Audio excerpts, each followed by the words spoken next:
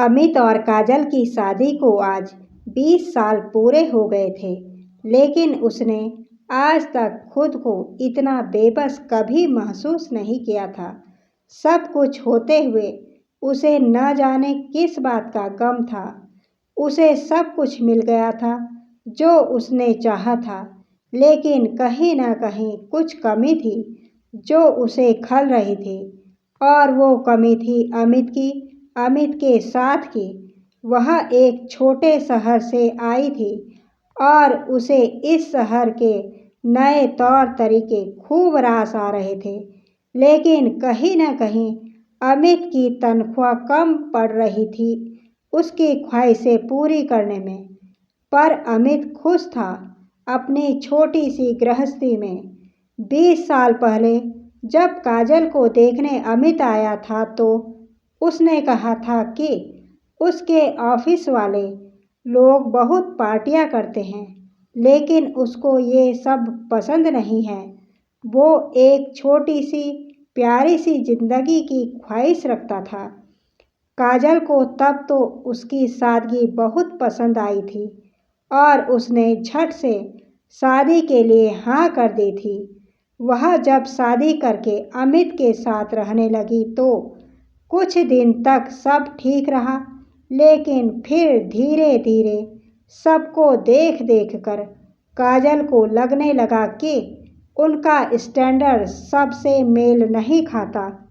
अब वह जब भी अमित के साथ कहीं बाहर खाना खाने जाती तो अमित उससे ढेर सारी बातें करता, लेकिन वह हमेशा कहीं खोई रहती थी। अमित को समझ नहीं आ रहा था कि जिस काजल से वो मिला था ये वो नहीं है। एक दिन अमित ने उसे बैठा कर पूछा कि आखिर तुम्हें क्या हो गया है, तुम ऐसे क्यों रहती हो।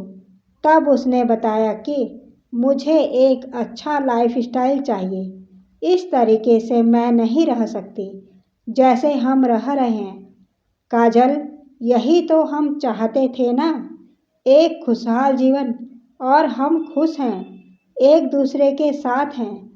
और मुझे लगता है अब हमें फैमिली भी प्लान कर लेनी चाहिए। नहीं अमित, हम फैमिली तभी आगे बढ़ाएंगे जब तुम एक अच्छी सी नौकरी पकड़ोगे और तुम्हारी अच्छी तनख्वाह होगी, वरना इस सैलरी में तो हम दोनों का गुजारा ही बड़ी मुश्किल से चलता है।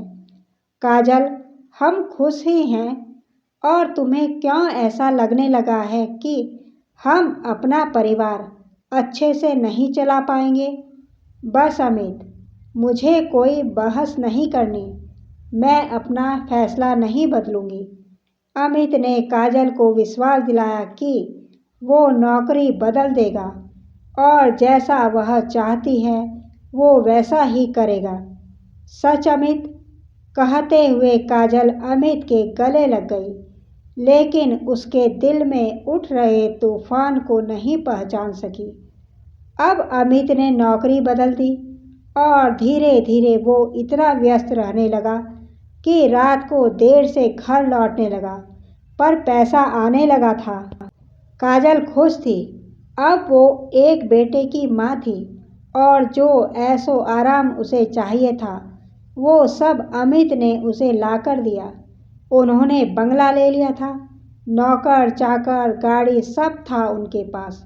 बेटा बड़ा हो गया था और पढ़ने के लिए विदेश चला गया था, और काजल इतने बड़े बंगले में अकेले रहने लगी थी। अमित काम के सिलसिले में अक्सर बाहर रहने लगा था। एक दिन काजल अकेले खड़ी अपने गार्डन को देख रही थी तो उसने अमित को फ़ोन किया और पूछा कि आप किस टाइम तक आएंगे। तो अमित ने जवाब दिया कि आज मैं जल्दी घर आ जाऊंगा और हम डिनर साथ में करेंगे। वह खुश हो गई और जल्दी से खाने की तैयारियों में लग गई। खानसामे को उसने खाना बनाने के लिए मना कर दिया और बोला, आज मैं खुद अमित के लिए खाना बनाऊंगी जैसे पहले बनाती थी। आज हमारी 20वीं सालगिरह है और आज मैं अमित को बोलूँगी कि कुछ दिन के लिए ऑफिस से छुट्टी ले ले। 2 घंटे बाद घर की घंटी बजी तो काजल ने दरवाज़ा खोला। एक आदमी गुलदस्ता और गिफ्ट देते हुए बोला, सर ने भेजा है आपके लिए। सर को अचानक से मीटिंग के लिए निकलना पड़ा और उनका फ़ोन भी सही नहीं है, तो मुझे बोला है आपको बताने के लिए। काजल ने थैंक यू बोला और अंदर चली गई। जब गिफ्ट खोला तो देखा उसमें हीरो का हार था और नीचे पेपर पर लिखा था, सालगिरह मुबारक हो तुम्हारा अमित। तुम मेरे नहीं रहे अमित, तुम मेरे पास ही नहीं हो। और वो रोने लगी। जब वो शीशे के सामने गई तो उसने सोचा कि आखिर यही सब तो चाहा था मैंने और यही सब मुझे मिल गया। मैं शायद अमित की गुनहगार हूँ, क्योंकि उसने ऐसा कभी नहीं चाहा था, पर मेरी वजह से आज वो ये सब कर रहे हैं। उन्होंने सिर्फ मेरा साथ चाहा था, लेकिन मैंने ही उन्हें इस जिंदगी में झोंक दिया। मुझे माफ़ कर दो अमित। अब जब तुम आओगे तो मैं तुमसे माफ़ी मांग लूँगी और हम पहले की तरह साथ रहेंगे, क्योंकि मुझे अमित चाहिए, अमित के दिए हुए महंगे तोहफे नहीं। ऐसा सोचते सोचते काजल रोने लगी और अपने कमरे में अकेले जाकर सो गई।